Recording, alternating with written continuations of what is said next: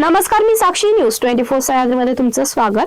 भंडारा जिल्ह्याच्या पवनी तालुक्यातील गोसे खुर्द येथे वैनगंगा नदीवर उभारण्यात आलेल्या गोसी खुर्द राष्ट्रीय प्रकल्पाची पायाभरणी 22 एप्रिल 1988 रोजी पंतप्रधान स्वर्गीय राजीव गांधी यांच्या हस्ते झाल्यानंतर प्रकल्पाच्या प्रत्यक्ष कामकाजास सुरुवात 1989 मध्ये झाली व विविध अडथळ्यांचा सामना करीत गोसी खुर्द धरणाची गळभरणी डिसेंबर 2008 ला झाली असून संलग्न घटकांसह सदरचे बांधकाम 10% पूर्ण झालंय.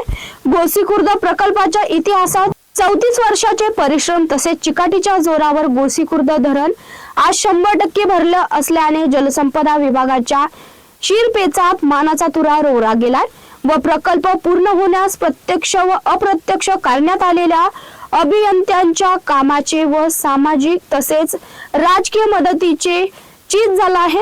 विशेष म्हणजे गोसी खुर्द प्रकल्पाच्या इतिहासात दुसऱ्यांदा सदर जलाशय 100% भरलाय.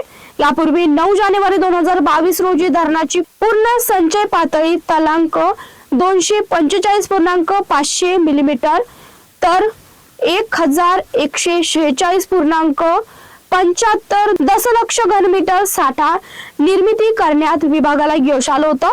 धरणाचे कालवे व सिंचन योजनेच्या माध्यमातून भंडारा, नागपूर व चंद्रपूर या 3 जिल्ह्यातील शेतकऱ्यांना धरणातील पाण्याचा साठा लक्षात घेता सिंचनाचा लाभ होणार हे विशेष.